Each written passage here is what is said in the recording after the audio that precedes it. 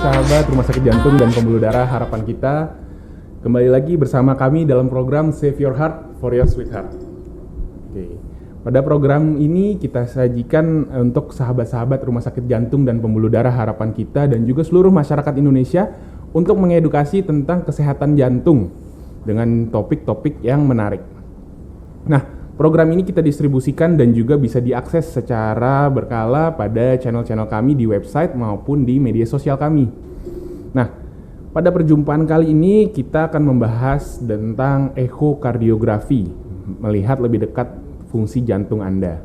Nah, di samping saya ini sudah hadir seorang ahlinya nih, seorang kardiolog yang setiap hari berkecimpung dalam dunia ekokardiografi, tidak lain yaitu adalah Dr. Estu Rudiktyo, spesialis jantung dan pembuluh darah. Selamat pagi, Dok. Selamat pagi, Dr. Adit. Ya, gimana kabarnya, Dok? Alhamdulillah kabar baik. Dr. Adit juga gimana kabarnya hari ini? Alhamdulillah baik kabar saya, Dok. Baik, Dok. Jadi ini teman-teman pasti sudah penasaran nih, Dok. Banyak yang belum tahu ekokardiografi itu apa, Dok. Mungkin bisa dijelaskan terlebih dahulu apa itu ekokardiografi?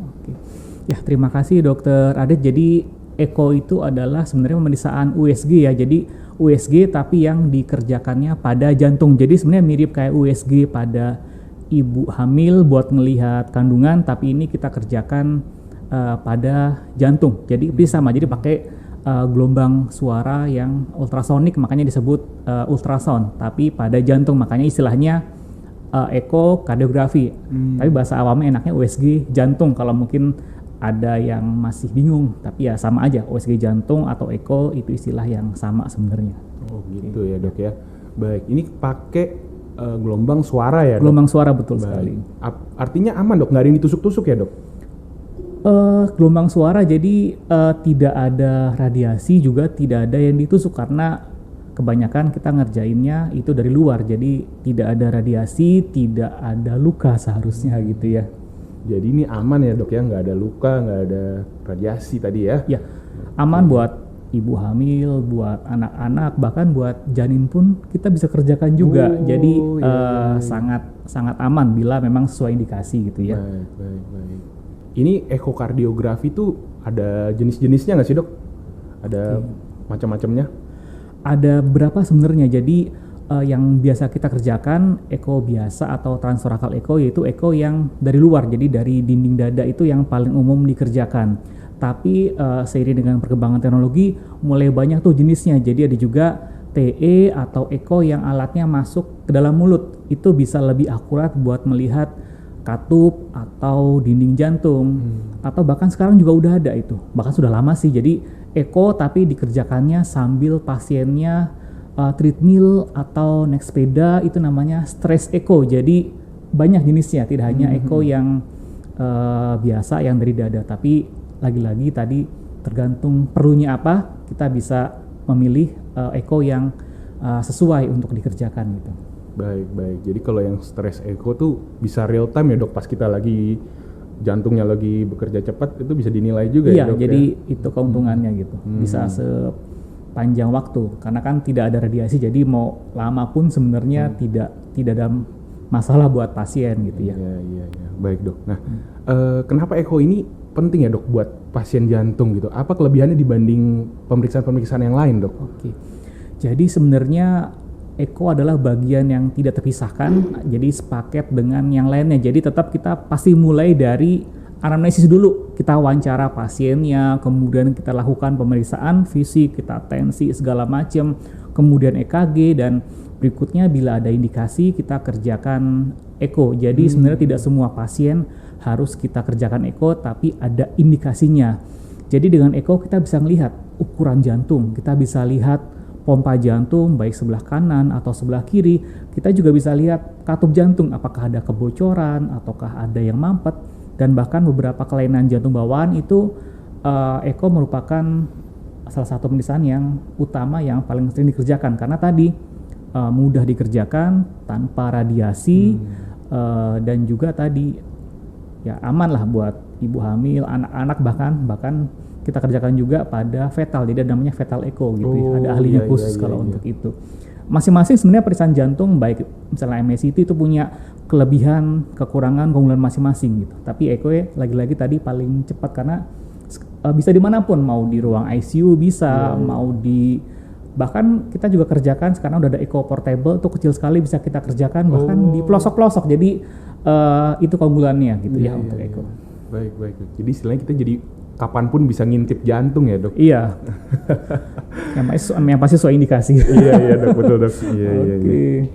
Nah, biasanya kalau sekali melakukan ekokardiografi itu berapa lama sih dok? Oke. Untuk echo yang standar, echo yang di dada itu biasanya sih plus minus sekitar setengah jam. Kadang bisa lebih cepat atau kalau kasusnya mungkin agak rumit kadang bisa lebih lama. Tapi biasanya setengah jam sih sudah cukup gitu ya kebanyakan. Bahkan bisa lebih cepat kalau memang kasusnya simple gitu. Jadi bisa lebih mungkin 20 menit bisa sebenarnya. 20 menit. Iya. Cepat juga ya dok. Kalau echo biasa ya, kalau echo yang dari mulut mungkin bisa lebih lama, tapi lamanya biasanya persiapannya. Kalau di dalam mulut TE mungkin kalau standar 15 menit sih udah cukup. Tapi yang lama biasanya persiapannya, kemudian observasinya gitu. Karena kan kalau yang dari mulut itu agak cukup invasif ya, masuk alat dalam mulut otomatis ya lebih ada persiapan yang kita harus kerjakan untuk mencegah timbulnya efek samping pada pasien gitu. Oh gitu dok. Baik. Bicara persiapan nih dok.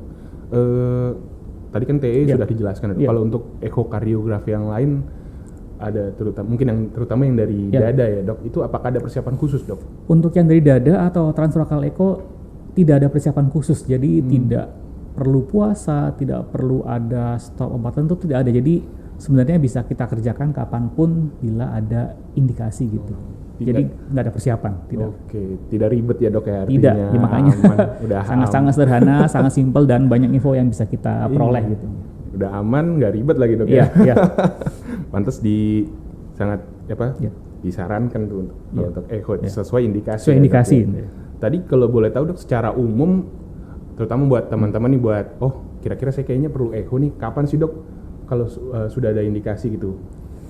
Oke, biasanya sih tetap harus pertama ke dokter jantung dulu, konsultasi, diskusi, kira-kira keluhannya apa, baru kemudian akan ditentukan sama dokternya ini perlu echo atau tidak. Tapi sekarang juga seringkali echo juga sudah masuk dalam paket pemeriksaan medical check up. Jadi dari awal sudah bisa dikerjakan. Tentu yang echo biasa ya, kalau echo yang TE atau stress echo itu tidak paket MCU karena lagi-lagi persiapannya ada beberapa yang disiapin dan risikonya pun agak tinggi. Jadi ya tidak otomatis saya bisa minta TE boleh nggak? Tidak ada. Jadi kalau untuk yang echo biasanya sih sudah beberapa paket medical check up itu sudah termasuk gitu. Karena memang ya hampir tidak ada risikonya, jadi aman gitu. Baik dok. Di Rumah Sakit Jantung Harapan kita MCU-nya bisa ya dok, echo dok? Bisa. Jadi ada paket tertentu yang sudah termasuk pemeriksaan ekokardiografi. Baik. Wah ini menarik banget nih. Bisa.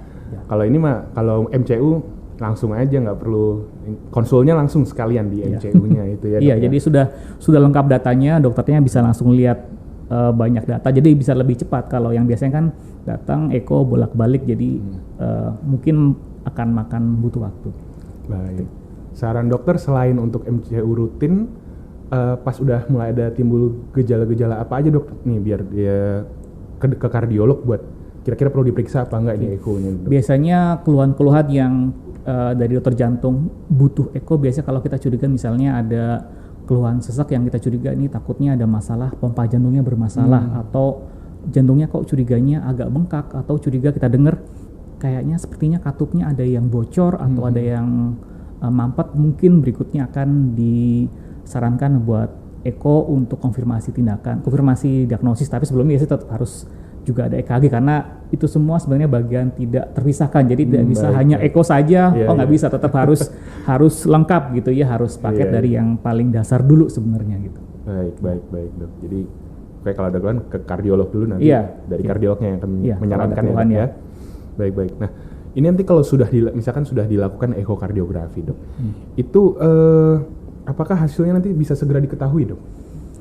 Kalau hasil sih real time ya, jadi kan kita periksa TUSG langsung kelihatan hasilnya sebenarnya. Jadi kita udah tahu ini apa masalahnya, apakah normal ataukah jangan-jangan ada kebocoran atau penyempitan katup ya, kita bisa lihat langsung. Walaupun nanti mungkin laporannya mungkin butuh waktu beberapa saat buat dibuat, tapi saat diperiksa kita sudah tahu sebenarnya jantungnya kira-kira kondisinya apa gitu. Gitu ya, baik. Jadi langsung struktur anatomi kelihatan semua, Langsung hitung-hitungan langsung bisa langsung ya, ya. bisa Dok, ya? langsung. Baik. Nah, ini echo ini apakah sudah bisa menggantikan pemeriksaan jantung lainnya, Dok? Mungkin seperti CT scan atau kalau EKG tadi kan memang ini Ya. sudah yang pasti ya. Cuma kan banyak pemeriksaan jantung lain, Dok. CT scan lalu dari kateter dan pemeriksaan lainnya. Apakah ini bisa menggantikan, Dok? Oke, jadi sebenarnya istilahnya sih bukan menggantikan, tapi ada pasien-pasien yang lebih cocok mungkin pemeriksaannya dengan echo, lebih cocok dengan CT scan atau mungkin MRI. Misalnya pasien-pasien kita curiga nih pasiennya punya penyakit jantung koroner, tapi pasiennya mungkin tidak karena ada mungkin masalah ginjal yang cukup berat, dia tidak bisa kita kerjakan CT scan karena kan butuh kontras ya, yang mungkin ada efek ginjal. Dengan echo kita bisa kerjakan karena kan tidak ada zat kontras. Atau pasien-pasien yang misalnya pernah pasang pen yang belum dicabut, misalnya dia patah tulang, pasang pen itu kan MRI tidak boleh, jadi alternatifnya bisa menggunakan echo. Jadi ada masing-masing punya karakteristik, punya keunggulan, punya kelemahan, jadi itu yang nanti dokter akan milih kira-kira buat pasien yang ini lebih pas yang mana. Jadi bukan menggantikan, tapi ada karakteristik masing-masing yang kita bisa pilih sesuai dengan keperluan dan kondisi pasien. Oke, baik. Jadi ini kalau kita simpulkan nih, echo nih suatu pemeriksaan nih yang udah aman, simple, cepet lagi, Dok ya, nggak pakai ribet kalau yang lagi standar ya, Dok, itu cepat tanpa persiapan. Oke, baik, Dok, baik. Nah, ini terakhir, Dok, mungkin ada nggak, Dok, pesan-pesan penting terkait edukasi jantung ini, baik yang seputar echo atau mungkin secara umum yang ingin dokter sampaikan ke sahabat-sahabat dan juga masyarakat Indonesia? Oke, jadi kalau sekarang kita sudah banyak hipertensi, sudah tahu koroner, sudah tahu. Jadi mungkin yang saat ini yang agak kurang mendapat perhatian sih masalah katup jantung gitu. Jadi mungkin kita harus lebih awas, dan echo tentu saja setelah pemeriksaan dasar diperiksa pakai stetoskop, EKG merupakan pemeriksaan yang bisa untuk menentukan atau konfirmasi diagnosis kelainan katup jantung, karena seringkali kelainan katup jantung itu sudah lama, sudah lanjut baru ketahuan. Jadi itu seringkali miss, dan kalau semakin lama ketahuan itu semakin kurang bagus ke depannya, semakin sulit untuk tata laksananya. Jadi lebih awas dengan penyakit katup jantung, apalagi sekarang mungkin pernah dengar penyakit jantung rematik. Nah itu yang echo adalah salah satu pemeriksaan diagnostik yang utama buat pemeriksaan katup jantung. Baik, Dok. Biasanya ini biar lebih aware nih, teman-teman lebih aware. Kalau kelainan-kelainan katup biasanya gejala-gejalanya awalnya apa, Dok? Biar kalau udah timbul nih biar mereka bisa periksa nih, Dok. Jadi macam-macam ya, kadang bisa cepat capek atau nyesek. Bahkan ada katup yang awalnya tuh keluhannya stroke, ada. Jadi kalau stroke usia muda, kok kita lihat kok jantungnya agak aneh, ternyata ada masalah penyempitan jantung. Jadi macam-macam gitu. Jadi ya paling sering nyesek, kemudian sakit dada bisa juga berdebar, tapi yang mungkin agak beda bisa stroke. Lalu utamanya tahu masih muda kok stroke, ternyata terperiksa katupnya bermasalah gitu, Dok. Iya, itu yang mungkin banyak kita kurang aware gitu ya. Baik. Waktu itu saudara saya juga pernah ada yang dia nggak ada keluhan apa-apa, Dok. Tapi baru ketahuan tuh pas dia di MCU, ternyata ada kebocoran katup tapi ringan itu, Dok. Ya. Itu nanti bisa jadi gede nggak itu, Dok? Tergantung sih ya, kadang jadi tergantung. Kalau memang dia kelainan katupnya termasuk yang progresif, misalnya penyakit jantung rematik kan awalnya biasa ringan, terus kemudian sedang, bisa berat. Tapi pada kasus lainnya ada yang ya hanya ringan terusnya gitu. Jadi tergantung sebabnya apa dulu. Ada yang kira-kira tetap, ada yang bisa ditakutkan bisa jadi berat di kemudian hari gitu. Gitu, Dok. Jadi memang baiknya ya kita MCU aja, Dok, yang belum mencegah dulu, Dok. Iya, biar tahu awalnya seperti apa gitu. Karena seringkali miss itu. Baru ketahuan pas udah berat ya. Udah berat, udah susah, udah nanti mau kerja susah, mau ditindakan pun juga resikonya lebih tinggi kalau udah terlambat sebenarnya. Baik. Ya, inilah memang manfaatnya dari ekokardiografi itu bisa mendeteksi lebih awal gitu tanpa harus banyak tusuk-tusuk atau radiasi yang lebih berbahaya gitu. Baik, Dok, ini saya mengucapkan terima kasih banyak, Dok, untuk kehadiran dan juga sharing ilmunya di pagi hari ini, Dok. Sama-sama, terima kasih juga, Dr. Adit. Semoga ini bermanfaat terutama buat teman-teman dan seluruh masyarakat Indonesia ya. Di pagi ini jangan lupa tadi kalau misalkan mau cek, baik mau langsung check up rutin aja atau misalkan ada keluhan yang tadi disebut oleh Dr. Estu, bisa langsung hubungin aja ke medical check up Rumah Sakit Jantung dan Pembuluh Darah Harapan Kita di nomor telepon 15.034. 15.000-nya itu 15, kosongnya 3 kali, 34, atau bisa WhatsApp ke 0812 9 000 4370 ya. Nanti kalau mau tanya-tanya boleh langsung ke situ ya. Jangan khawatir, bisa online atau telepon dulu aja yang penting ya. Nah, kita akhirnya sudah di penghujung acara ini. Terima kasih untuk seluruh sahabat Rumah Sakit Jantung dan Pembuluh Darah Harapan Kita dan seluruh masyarakat Indonesia. Dan ini terima kasih untuk direksi dan juga manajemen yang sudah menyediakan fasilitas untuk kami dari staf medik untuk bisa mengedukasi teman-teman semua. Nah, sampai jumpa di topik-topik menarik lainnya. Wassalamualaikum warahmatullahi wabarakatuh. Waalaikumsalam.